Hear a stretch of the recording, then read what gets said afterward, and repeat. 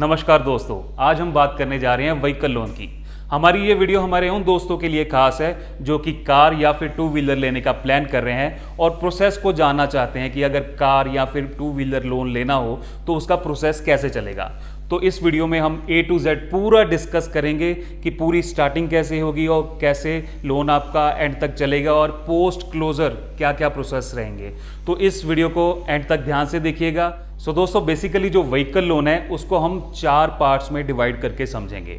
Pre sanction process, sanction process, post sanction process and post closure process. तो आइए इन चारों processes को बारी बारी ध्यान से समझते हैं। दोस्तों सबसे पहले आता है प्री सैंक्शन प्रोसेस। तो प्री सैंक्शन प्रोसेस क्या होता है? इसमें वो पार्ट होता है जो लोन से पहले का होता है। आपके मन में आता होगा कि अगर मैंने कार का लोन लेना है या टू व्हीलर का लोन लेना है तो मेरे को स्टार्टिंग कहाँ से करनी है। तो दोस्तों सबसे पहले आपको अपना जो वाहन है उसको सिलेक्ट करना है कि पहले आपको मन बनाना है कि ये वाला पर्टिकुलर वाहन जो कार है या टू व्हीलर है वो मेरे को सिलेक्ट करनी है और मेरे को यही वाली खरीदनी है। तो एक बार आपका मन बन जाता है तो आपको उस एजेंसी से जहाँ से आपको वो खरीदना है एक कोटेशन मिलेगी। उस कोटेशन में पूरा डिटेल्ड एस्टीमेट होगा कि आपका कितना उस वाहन को खरीदने के लिए खर्चा आने वाला है। उसकी एक्स शोरूम प्राइस, उसकी एसेसरीज़ की, आरसी की, इंश्योरेंस की, वो सारा उसमें प्राइस होगा।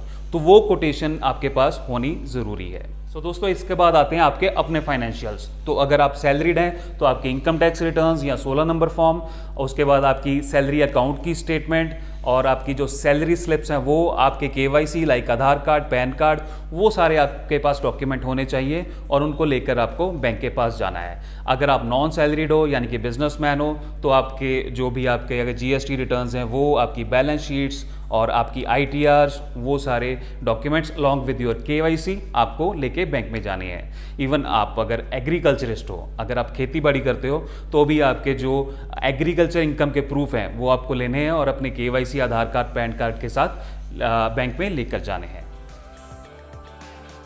दोस्तों अब बारी आती है सैंक्शन एक्सरसाइज की। जब आपने अपने फाइनेंशियल्स इकट्ठे कर लिए, आपने KYC इकट्ठे कर लिए, आधार कार्ड, पैन कार्ड या जो भी आप जॉब कर रहे हो उसमें आपका जो आइडेंटिटी कार्ड है, उसके अलावा आपकी जो ITRs हैं, 16 नंबर फॉर्म है, ये सारे डॉक्यूमेंट जो मैंने आपको बताए वो आपको लेकर बैंक में जाना है। फिर उसके बाद स्टार्ट होता है सैंक्शन प्रोसेस। तो सैंक्शन प्रोसेस में क्या है, बैंक वाले ये जो सारे डॉक्यूमेंट्स आप उनको प्रोवाइड करते हो वो इन सारे डॉक्यूमेंट्स को लेकर आपकी एलिजिबिलिटी चेक करते हैं कि क्या आप व्हीकल लोन लेने के लिए एलिजिबल हो। तो कुछ फॉर्मूलाज होते हैं, हर बैंक की अलग अलग एलिजिबिलिटी क्राइटेरियाज हैं। तो बैंक वाले उन एलिजिबिलिटी क्राइटेरियाज में आपके जो फाइनेंशियल्स हैं और आपके KYC हैं उनको डाल के चेक करेंगे कि क्या आप एलिजिबल हो।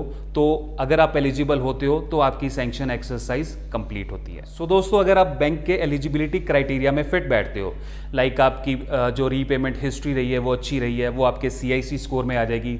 CIBIL, CRIF, Equifax, Experian reports होती हैं जो बैंक जनरेट करते हैं। उसके बाद जो आपकी इनकम है वो भी सेटिस्फैक्ट्री है।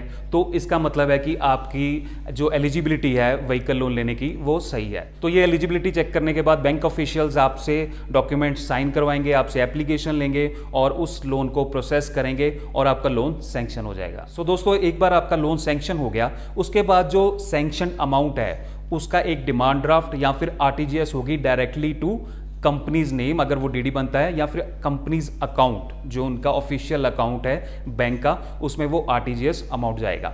और हाँ, एक इसमें और भी बहुत ही ध्यान देने वाली चीज़ है, वो ये है कि एक छोटा सा मार्जिन मनी अमाउंट आपको अपनी जेब में से भी डालना पड़ेगा। वो हर बैंक का अलग अलग क्राइटेरिया होता है। सपोज आप 10 लाख की कार ले रहे हो तो उसमें से 1 लाख, 2 लाख एक छोटा सा अमाउंट होगा जो आपको अपनी सेविंग्स में से डालना है। और बैंक के जो एलिजिबिलिटी क्राइटेरिया है उनके रूल्स के हिसाब से जो 80%, 75%, 90% जितना भी होगा वो आपको फाइनेंस कर दिया जाएगा।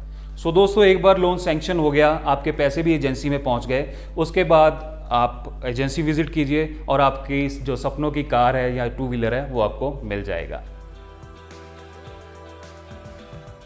दोस्तों प्री सैंक्शन प्रोसेस हो गया, सैंक्शन प्रोसेस हो गया, इसके बाद आता है पोस्ट सैंक्शन प्रोसेस जो कि बहुत इंपॉर्टेंट होता है। पोस्ट सैंक्शन प्रोसेस में क्या होता है कि आपने कार ले ली है लेकिन जो आपकी RC है आपको ये इंश्योर करना होगा और बैंक भी इंश्योर करेगा कि उस पर जो हाइपोथिकेशन है जो उसके ऊपर आपने सिंस आपने लोन लिया है बैंक से, तो एक हाइपोथिकेशन जो आरसी के ऊपर बैंक का नाम चढ़ेगा। सिमिलरली जो इंश्योरेंस होगी उसके ऊपर भी बैंक का नाम चढ़ेगा। तो आपको इंश्योर करना है कि ये उसके ऊपर हो। सो दोस्तों, आपका लोन भी सैंक्शन हो गया और आपने अपने सपनों की कार या मोटर व्हीकल ले ली।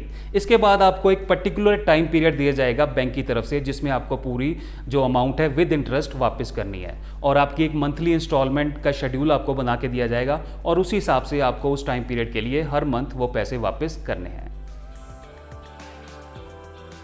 तो दोस्तों, प्री सैंक्शन हो गया, सैंक्शन हो गया, पोस्ट सैंक्शन हो गया। इसके बाद जो हमारा प्रोसेस आता है that is post closure process. तो एक बार आपने पूरी पेमेंट बैंक को दे दी, आपका लोन क्लोज हो गया, उसके बाद प्रोसेस क्या होगा? उसके बाद आपको बैंक से एक एनओसी मिलेगी, नो ऑब्जेक्शन सर्टिफिकेट। तो उस एनओसी को लेकर आपको डीटीओ ऑफिस में जाना है, आरटीओ ऑफिस में जाना है, और उसके साथ जो आपकी आरसी होगी उसको लेके जाना है। तो जो आरसी के ऊपर हाइपोथिकेशन चढ़ी होगी बैंक से, वो वहाँ से क्लियर हो जाएगी। तो उसका मतलब है कि अब जो गाड़ी है वो पूरी की पूरी आपकी हो चुकी है। सो दोस्तों, ये था पूरा प्रोसेस व्हीकल लोन का। अगर आपके मन में कोई भी डाउट हो, कोई भी शंका हो, आपने कोई भी जानकारी लेनी हो, तो कमेंट सेक्शन में क्वेश्चन पूछ सकते हैं। अगर आपको वीडियो अच्छा लगा हो तो लाइक कीजिएगा, चैनल को सब्सक्राइब कीजिएगा और बेल आइकन को दबाइएगा, और इस वीडियो को ज़्यादा से ज़्यादा अपने दोस्तों के साथ शेयर कीजिएगा ताकि उन्हें भी व्हीकल लोन की पूरी जानकारी मिल सके। धन्यवाद।